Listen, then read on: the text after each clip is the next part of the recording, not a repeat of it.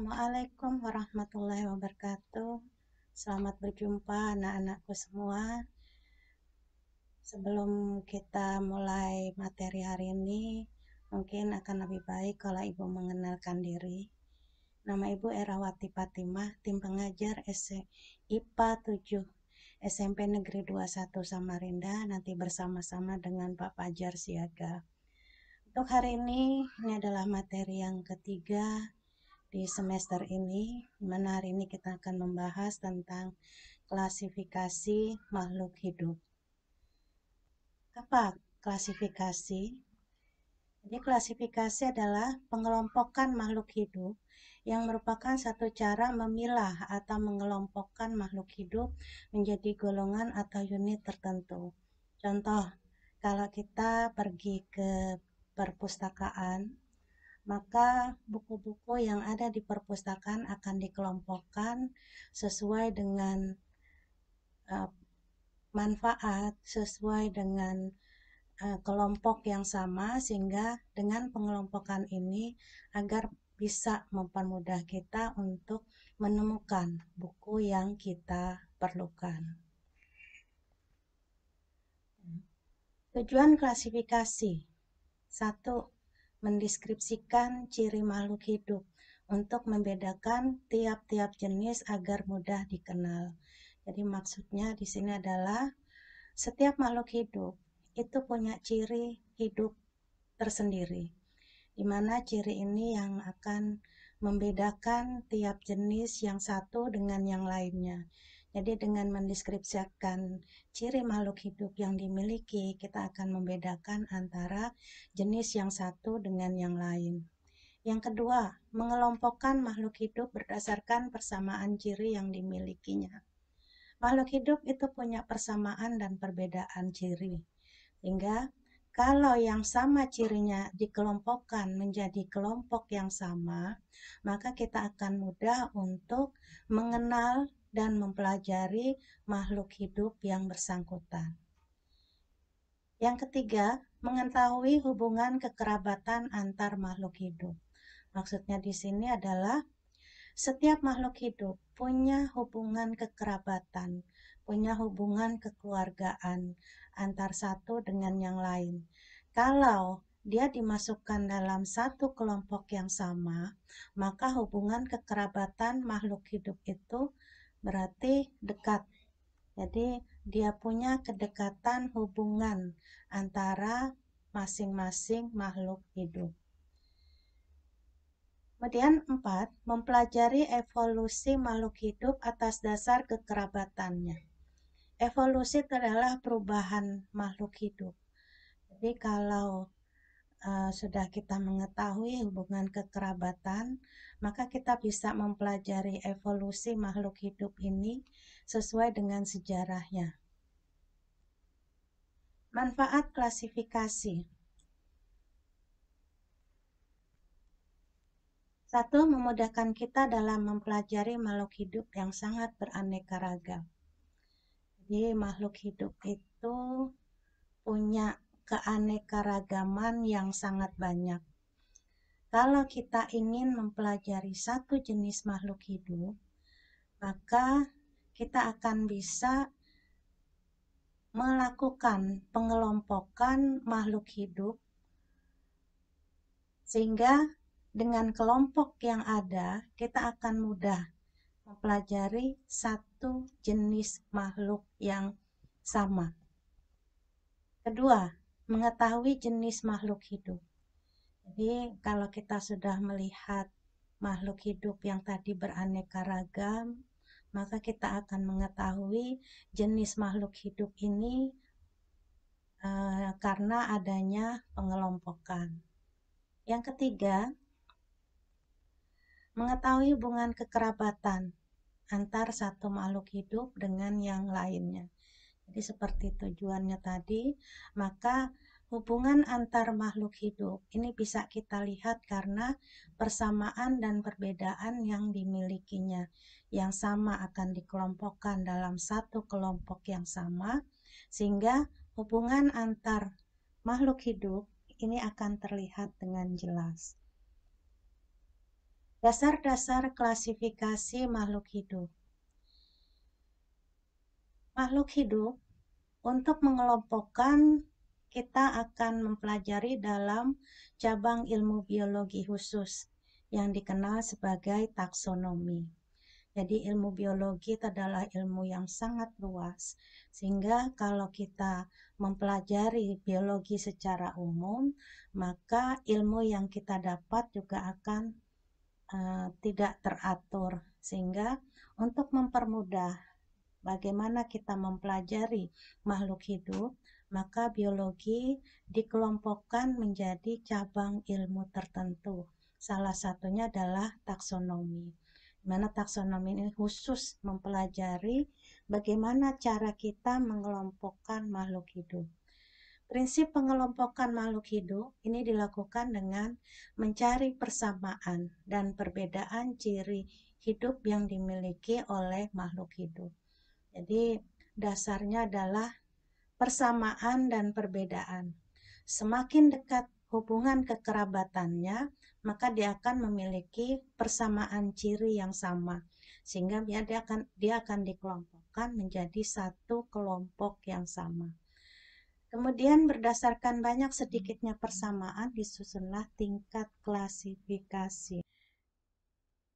Makhluk hidup dapat dikelompokkan pertama berdasarkan manfaatnya. Contoh, ada makhluk hidup yang dikelompokkan berdasarkan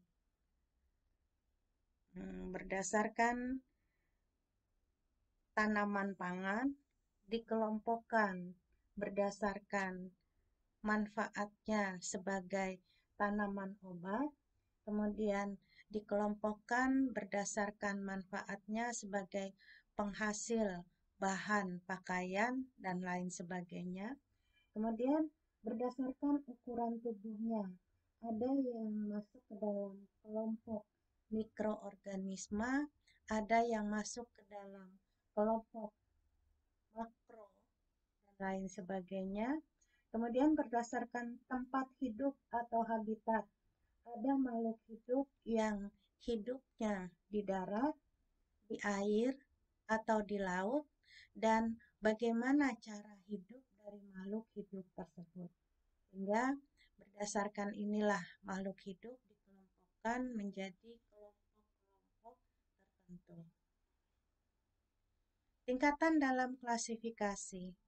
Jadi tingkatan di sini merupakan tingkatan yang dipakai untuk menyusun pengelompokan makhluk hidup dari yang terbesar sampai yang terkecil. Tingkatan pertama ini adalah tingkatan yang terbesar, di mana biasanya pada tingkatan pertama semua makhluk hidup dimasukkan ke dalam satu kelompok, yaitu makhluk hidup yang dikenal sebagai kerajaan. Jadi kerajaan atau kingdom ini adalah tingkatan yang paling atas dan paling tinggi. Biasanya mereka masih memiliki sedikit persamaan dan perbedaannya masih banyak. Kemudian tingkatan yang kedua, phylum atau divisio. Di tingkatan ini sudah dibedakan. Ada pengelompokan khusus, di mana untuk phylum ini adalah tingkatan yang khusus diberikan untuk hewan. Sementara untuk divisio ini adalah tingkatan yang khusus diberikan untuk tumbuhan. Di bawah phylum dan divisio ada tingkatan yang ketiga atau kelas. Jadi dalam bahasa biologinya dikenal sebagai klasis dan di dalam bahasa Indonesianya dikenal sebagai kelas, di mana kelompok ini merupakan tingkatan yang sudah memiliki persamaan yang lebih banyak. Di bawah kelas ada ordo atau bangsa.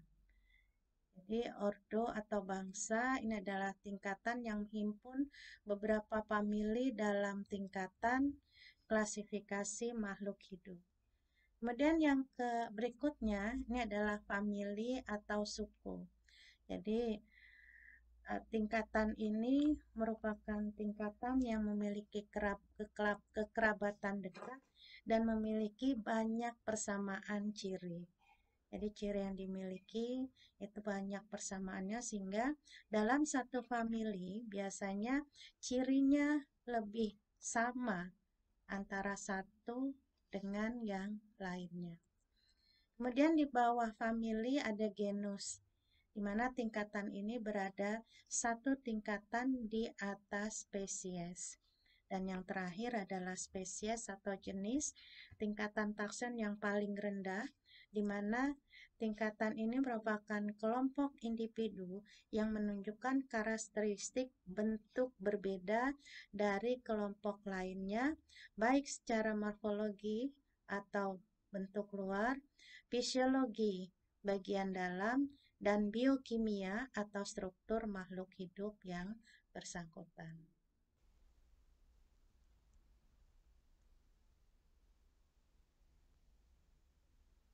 Ini adalah contoh takson atau tingkatan pada hewan. Paling atas itu adalah kerajaan Animalia atau hewan. Kemudian filumnya adalah Chordata. Kemudian kelasnya adalah Mamalia atau hewan yang menyusui dan melahirkan. Kemudian ordonya adalah Carnivora atau hewan pemakan daging. Kemudian sukunya adalah Felidae, genusnya adalah Panthera, dan spesiesnya adalah Panthera rignis atau harimau.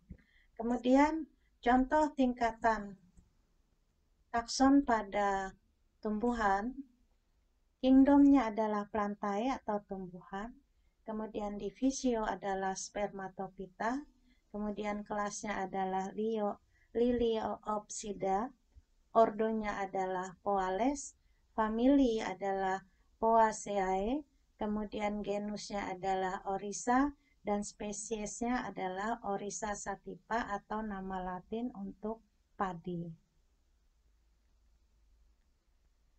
Nah, ini adalah tokoh atau ilmuwan yang dikenal sebagai Bapak Taksonomi karena dialah yang meletakkan tata cara bagaimana cara mengelompokkan makhluk hidup. Beliau bernama Carolus Linnaeus yang lahir di Almut. Kemudian beliau adalah seorang berkebangsaan Swedia yang lahir pada tanggal 23 Mei pada tahun 1707. Jadi beliau adalah Bapak Taksonomi yang mengenalkan bagaimana cara mengelompokkan makhluk hidup sesuai dengan urutan dan tata cara tertentu. Kita membahas yang lanjut yaitu tata nama binomial.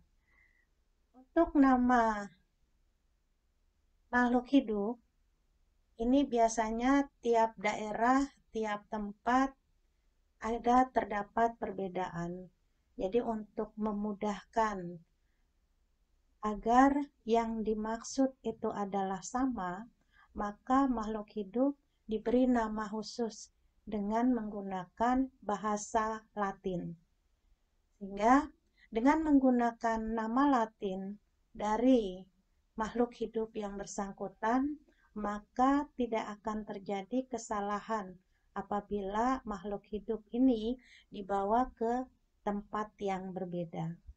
Kemudian nama ini berlaku secara internasional dan pemakaiannya diatur dengan tata cara atau kode internasional.